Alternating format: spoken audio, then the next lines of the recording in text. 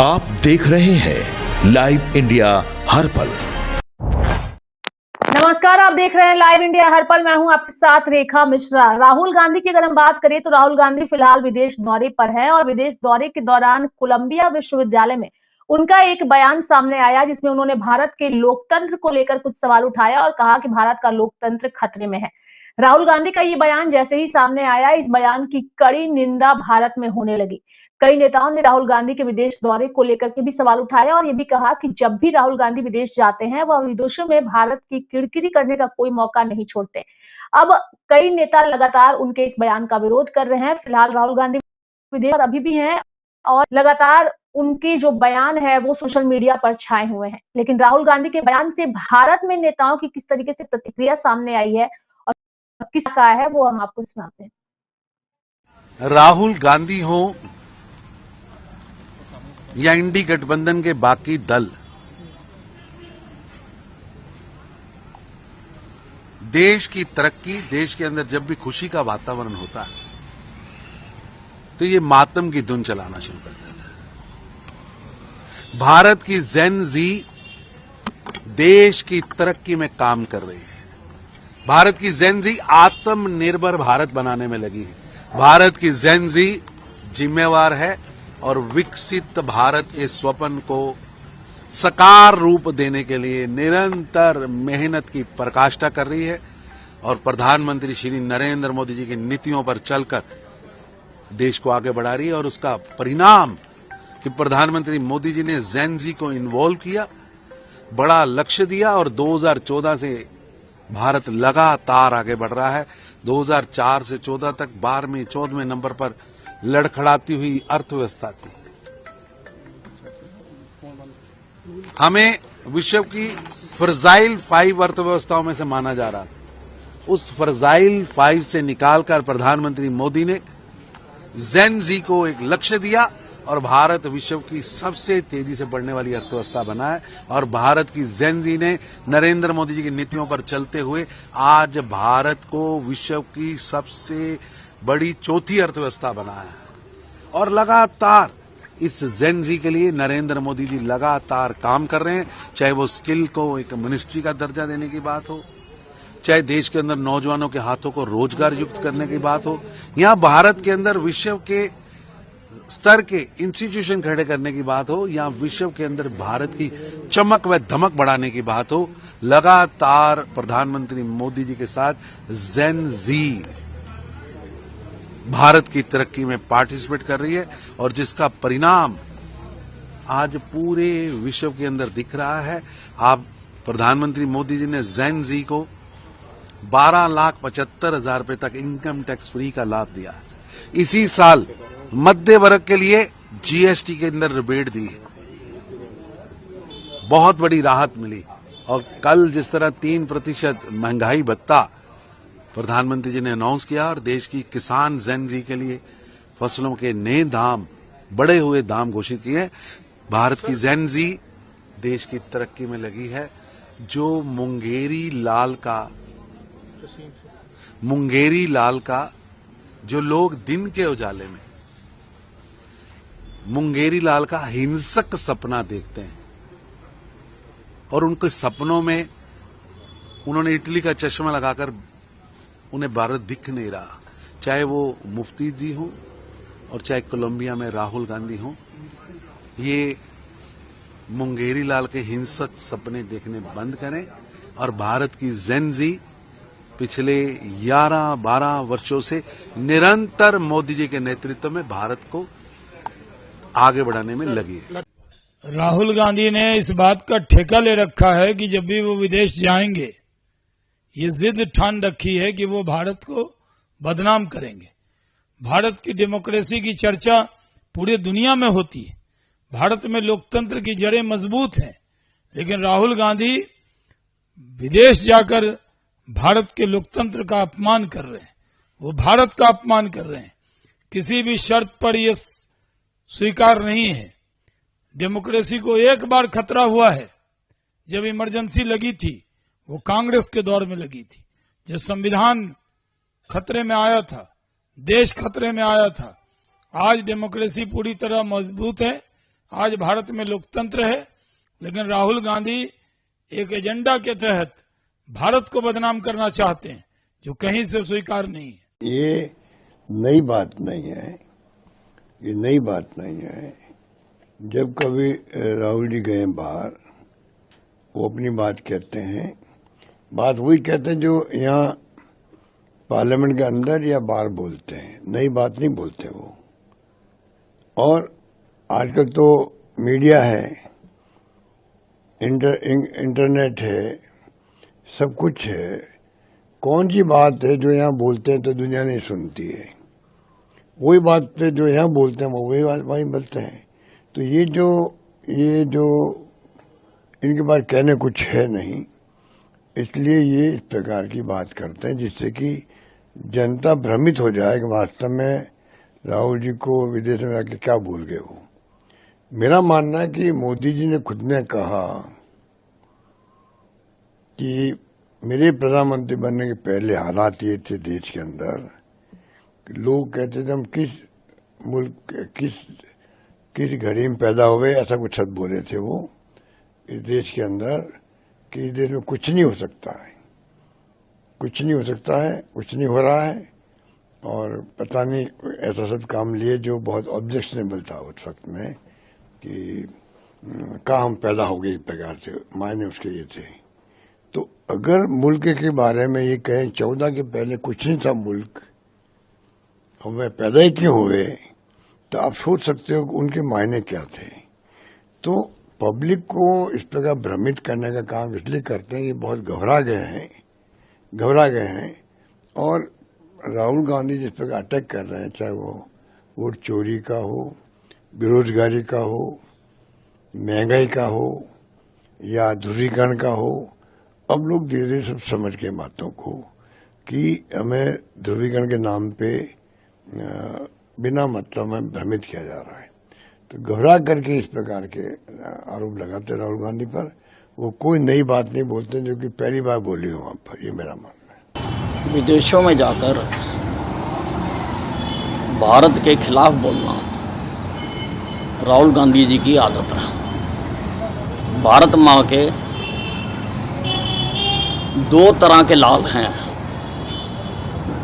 एक वो हैं जो विदेशों में जाके भारत का नाम रोशन करते हैं, एक वो हैं जो विदेशों में जाकर भारत का नाम डुबोने की कोशिश करते हैं। अब फैसला तो लोगों को करना है कि कौन किस तरह का लाल है। प्रजातंत्र में तो फैसला लोगों का ही होगा।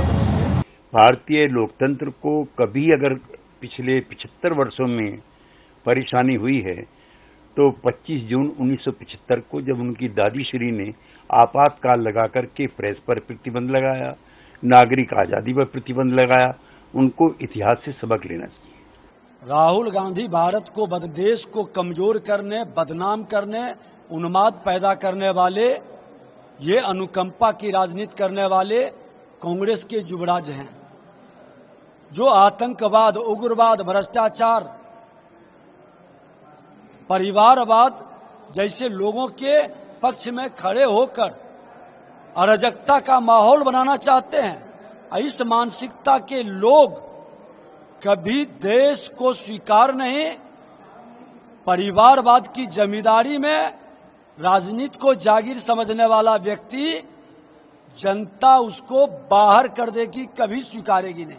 देश यात्रा पर हैं और वहां उनको चर्चा कर रहे हैं कि हमारे देश की लोकतंत्र खतरे में है।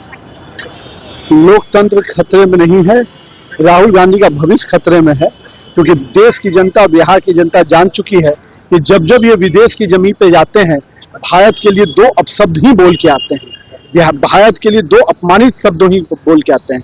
देश का लोकतंत्र तब खतरे में था जब आपने इमरजेंसी लगाया था, देश का लोकतंत्र तब खतरे में था जब आपने चीफ जस्टिस अपने प्यादा के व्यक्ति को बना दिया था। लोकतंत्र आज खतरे में नहीं है, आज लोकतंत्र सुरक्षित हाथों में है, जनता के हाथों में है, और जनता पूरी तरह से अपने चुने हुए जनप्रतिनिधियों के बल पर सरकार चलाती है। आपके समय में आपने वो पूरा तंत्र, जनता के आवाज को अपने बंद कर अपने हाथों में रख लिया था। It is most unfortunate the world's largest democracy world's most successful democracy, most vibrant democracy, if people do not give his party vote, then blaming the entire system, it is most unfortunate. What he said about special intensive revision, what Supreme Court has said, is it not disproved? And he is telling that institutions are being attacked. After Supreme Court giving interim judgment, he is going and talking against the system outside the India. Means if you can't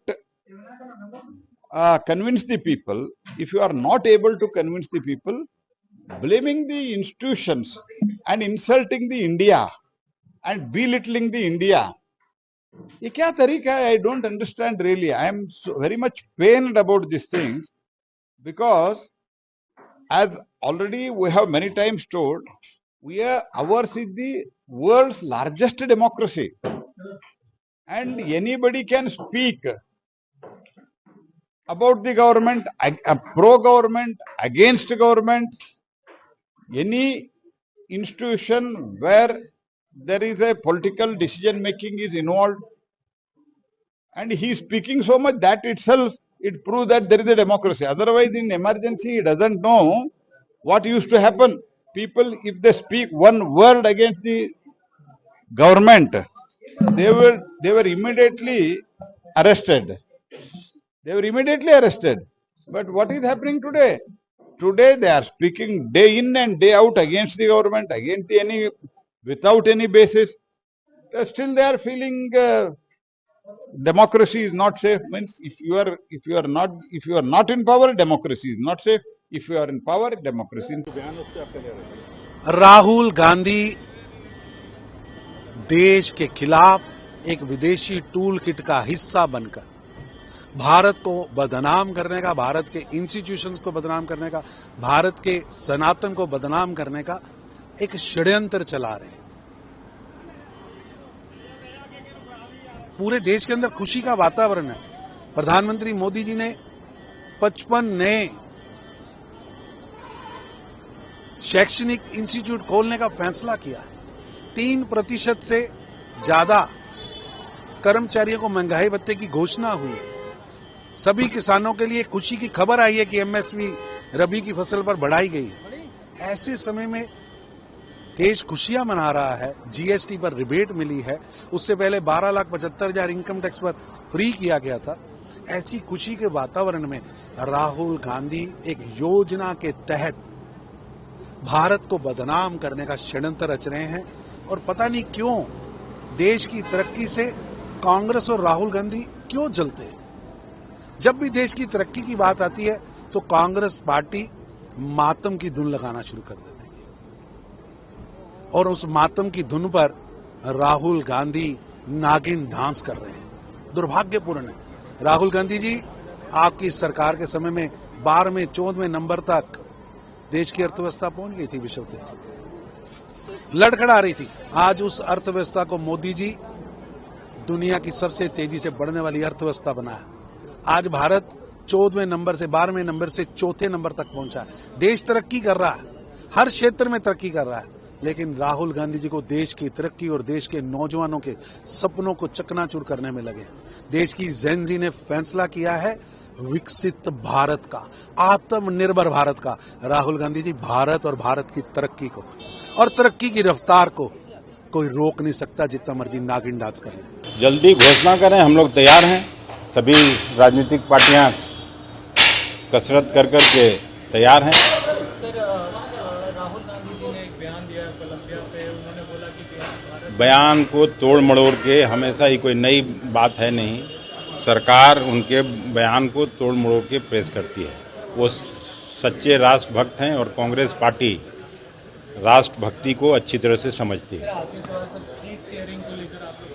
seat sharing को लेकर महागठबंधन में कोई problem नहीं। देखिए, राहुल गांधी विदेश में जाके कोई देश की छवि खराब नहीं करते, देश के बारे में हमेशा अच्छा बोलते हैं। लेकिन जो बातें लोकतंत्र आदि के बारे में बोल रहे हैं वो सही बोल रहे हैं, वो सब लोग बोल रहे हैं।